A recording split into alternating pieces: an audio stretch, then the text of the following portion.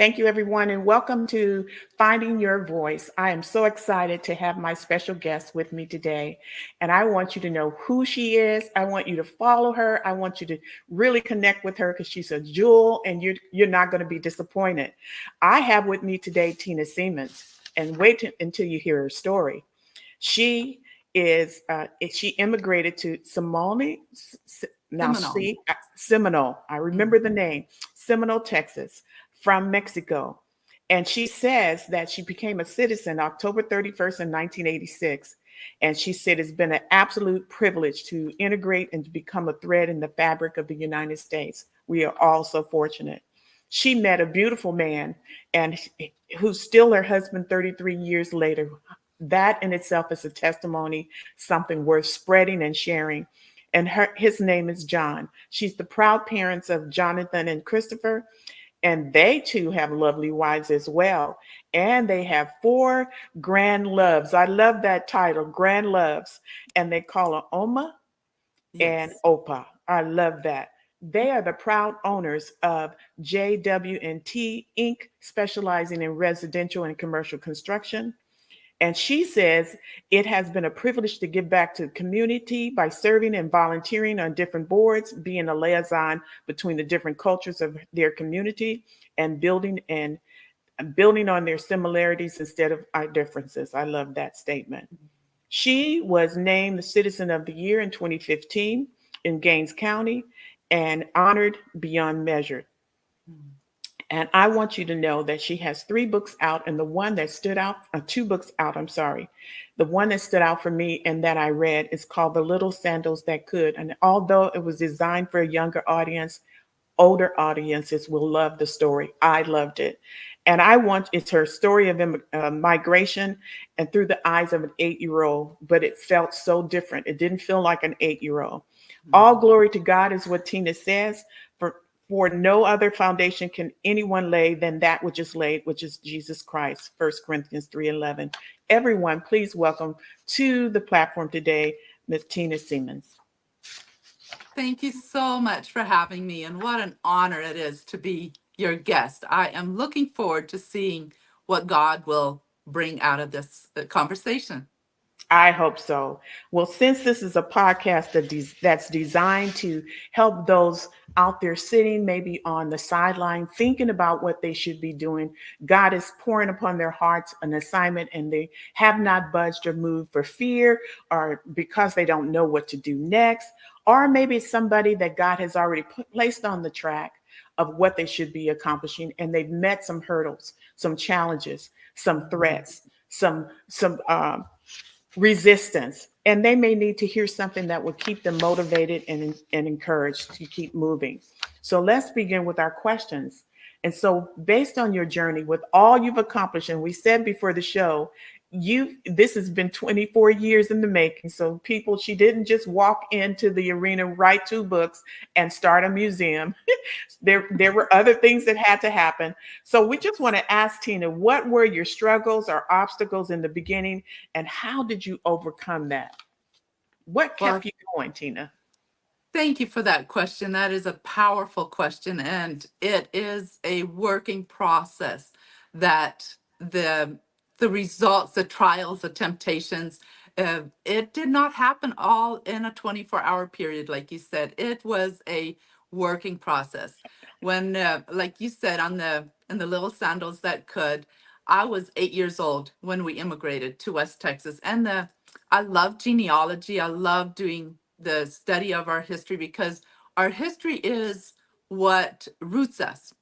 Hmm. And so I've diligently sought where did my roots stem from, and I went back to the 14 and 1500s, back in Netherlands, where during the Reformation years, 1536, Menno Simons became a leader of a small Anabaptist group that had baptized each other as adults, and then he became the leader of this small group in Witmarsum, Netherlands. And Hmm. so he then, that group became known as the Mennonites. And so that is where the word Mennonite comes from, derived from his name. Just like the Amish, their leader was Jacob Arman. So the Hmm. Amish word it comes from the leader. John Calvin was the Calvinist church. Martin Yep. Luther became the Yep. Lutheran. So it's during the Reformation years, and then I physically visited either through a tour or by myself all these places, and that is how I formed a timeline. Timelines speak volumes to me. Yes. So if I could find the beginning, of course, God is always, even before I went back to the 1500s, but before that, God had ordained the life of Tina Siemens. And so, as I was traveling to the Netherlands and then to present day Poland, that's the next destinations from Netherlands, and then to present day Ukraine, from Ukraine to Canada, Canada to Old Mexico, and that's where I was born, and then to West Texas. So it's been 100 years in the making. And for me to connect the dots, every time I find a new relative in my genealogy search, or a new story of perseverance, how they did it, gives me the strength and the power to, if they could do it, so can Right. I. And in times of peace, like we are now, that there is no reason for me to be downcast or discouraged, thinking and seeing and reading the stories of my ancestors, how they persevered through such dark times of Yes. persecution and famine, and being an immigrant in a brand new place over and over again. So that is one of the things that just gives me strength, that if they could do it, so can I. And knowing those stories is what pushes me forward. That's really beautiful. It's so true to look at the path that those who came before you paved. I understand that very well. Yes. Before we began this episode, I was getting ready to share with you, and we started having technical difficulties, to share with you my journey to discover who my grandfather was on my Mm, father's side. My wow. father and his siblings were so quiet about who he was and where he had originally come from. And Mhm. we discovered that although my father and his siblings were all born in Arkansas, we discovered that his father was originally from Mississippi. And that is where I discovered my great grandfather, Mhm. who ended his life very tragically. He was lynched, and it was a bad situation. So the family, in their effort to hide all of that, Mhm. decided not to talk about it. That's But for me, although it was a bad experience in terms of how my great grandfather passed away, for me, I felt fortunate to know that he existed. I had a yes. name. I knew who he was. I knew where he lived. And so Yes. originally my family was from Mississippi and not from Arkansas. So I love your story. I really do. And that's why I resonated with reading your story about the little sandals. I love the Yes. title, The Little Sandals That Could, because it's Yes. so true. And I think Mhm. I spent about 10 years just going through family history, just really connecting all the dots, because Mhm. nobody really wanted to do it. And I Exactly. wanted to know. Exactly. So I appreciate the fact that you press forward with what you feel that you were given to do. And I love it. And it will inspire other people to do the same. So my next question for you is, because you didn't walk into all of this very easily, Mhm. what can you suggest to others who are unsure of their path? Because at some point you didn't know this was going to be for you, but how did you discover it? And how can you assure others that they will know their path? I think there, again, it's such a powerful question. And when we look at our interests, Mhm. each human being has something that they gravitate to, whether it is a genealogy, whether it's Yeah. manufacturing or making something. Every one of us has a yearning to do a certain thing. And that particular thing, for me, it's genealogy and family history. And so everyone has that. So if a certain thing comes across your pathway over and over again, then stop to think, why is this passing my pathway again? And Yeah. then start really putting that to the test of, why is Mhm. this particular interest? Why is that built inside of me? So that becomes your why. Yeah. And once you know your why, then it is so easy to build on that. I should not say easy, but then you have a pathway forward. Yeah. Now you can start building on that. So your why is your foundation. Me and my husband are in construction, so a foundation is so critical Yeah. on anything that we do in life, is to make sure that we have a solid foundation. Then whatever we build on it is all extra, and it will be something that we can hand down to the next generation. And so for me, again, back to my story, it was connecting the dots of where did my roots start. Right. Uh, Language has always been like, English is not my first language. It was Low German, and then I read in High German. So Right. trying to learn a third language by the time I was 8 years old was a challenge in itself. But you know what? The drive for me to know this was a brand new world that was just exposed to me, and all these new things that I could explore and learn in a new country just gave me a sense of, now I see what my ancestors did. They moved time and time again, and Mhm. went through difficult things. And now here I was as an 8-year-old, not knowing what tomorrow. Would we be able to stay in Texas, or would we be deported? Uh, I think my family got 4 deportations. Oh, By that time, we had a date set before us to be back across the border in old Mexico. And people in today's world, where immigration is such a huge yeah. topic in our everyday news, they will understand what the implication was for my family to hear Yeah. that you've got to be out of this country by a certain date. But you know what? By God's provision, he wanted this day, me talking to you, Dr. Belma, Yeah. is to have this opportunity to give God the glory. He Yeah. not only every single time extended that deportation, and we got another extension of that. Sometimes it was up to 2 years at a time. And that in that 2 years, we took every opportunity to learn the language, to learn the Yeah. culture, to become integrated. And this is the result. Finally, in 1986, October 31st, which is just a few days away, What? we will celebrate the becoming of a U.S. citizenship. Hey. And so it is just so unique to Wow. celebrate these milestones that we are coming across. So uh, it was not an easy journey, but if I had to choose, would I redo the journey? Absolutely, because it set the stage for future generations to not only hear my story, but to be able to be encouraged. If Yeah. they can do it, so can we. That's right. Wow. I love that. I just happened to look down and see the date, Yeah. October 31st, 1986. Yes. Wow. That's really powerful, Tina. Thank you for sharing that. You know, one of the things that you said when I was on my journey to discover the rest of my family branch, Mhm. um, I found out that had my grandfather not left Mississippi, he was in danger himself. So he had to, there was all this conversation about the name change and whether or not my family name had changed because of his fear.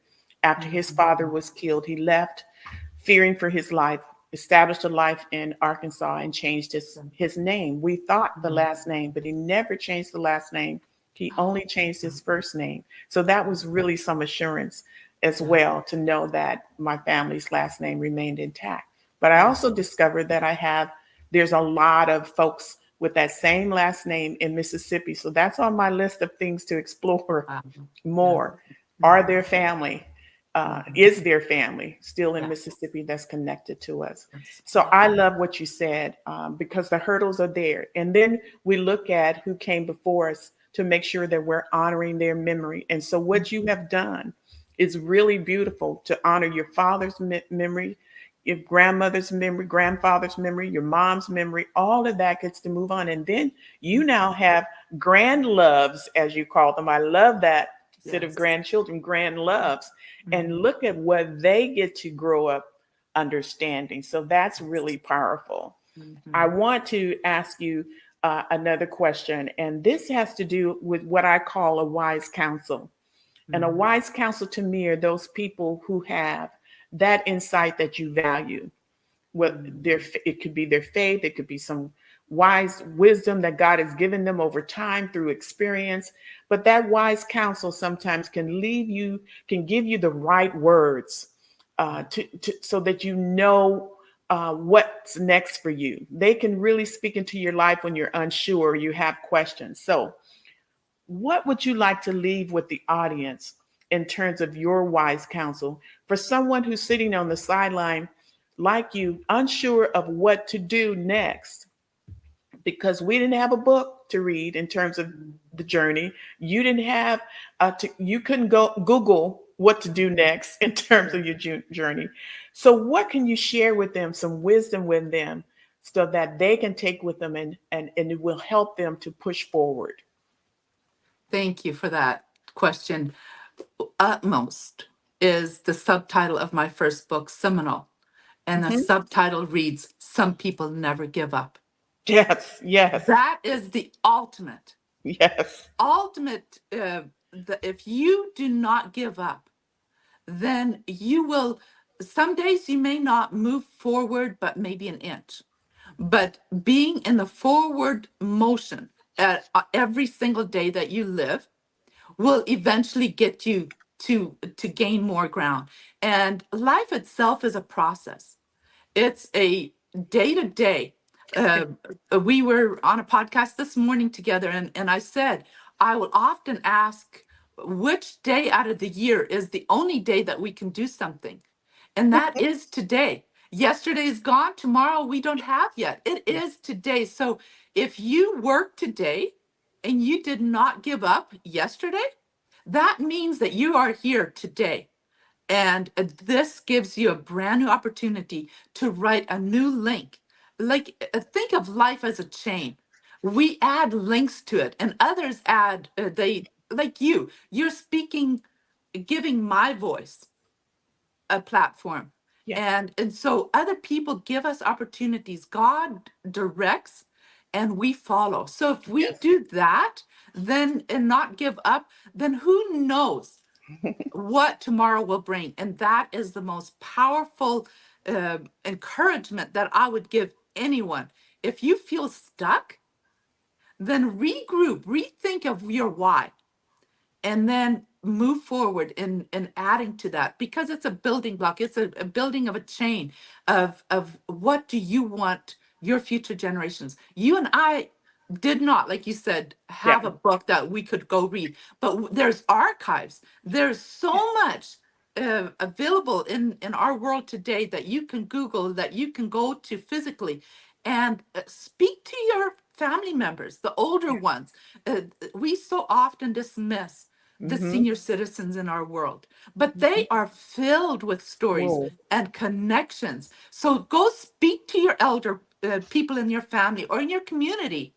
They may have a story of your great grandpa or your great grandma, Yeah. and then that is what will connect you. I have a powerful testimony right in this uh, time frame. Is I just finished writing my next manuscript, and I realized in this moment that, you know what, unbeknownst to me, both of my marital and my parental grandmas, they had a uh, pathway for me to discover the connection that you will read about in my next book. And it was, do you think that was ordained or sought by Tina Siemens? Wow. No, it was No. ordained for me to find those connections. And when you do, that is then your obligation, my obligation, to give that to the next generations. When God brought the children of Israel out of Egypt, he said, when you walk by the wayside, when you lay down, talk to the next generation, talk to your children Yeah. about how I brought you out. So that was history. That Yeah. was history that he commanded the children of Israel to give to the next generation. And that is our obligation today. Us finding our own roots and then handing that over to the next generation, because they will then carry our story forward. Wow. That is a beautiful, beautiful response because when I was younger, I hung around the elder people in the family because I felt like I can learn from them. Yes. I didn't hang around the ones my age because I didn't feel like the folks my age can teach me anything. But you're absolutely, and that's one of the reasons I use that reference a lot, even in my writing, wise counsel, because I Yes. benefited from those who were elders, who were the elders in my life. And many families don't have them anymore. Mm. But if you do, you should cherish them and hold on to them because they really can speak volumes into your life. Miss Tina, all I can say is the enemy tried to keep this from happening today, That's but right. we pulled it off anyway with God's help. We had Amen. this conversation and it was phenomenal. And I just want to thank you for coming on the show today. I really appreciate you. And so, can you tell everyone how they can stay in touch with you or at least connect with you and especially find out more about your projects? Thank you so much for having me on. What a true honor it is. I will cherish hearing the replay. But yes, people, I'd love to stay connected with you. You can go on all social media platforms as Tina Siemens, Mhm. and you can contact me, seminalthebook.com. And there you will see both the books and the stories as well. Yay! Thank you so much. Again, I appreciate having you and to everyone who's listening in and will be enjoying what you heard. Feel free to follow through and follow up with Tina. Make sure you connect with her. And I thank you all for listening. Have a great day.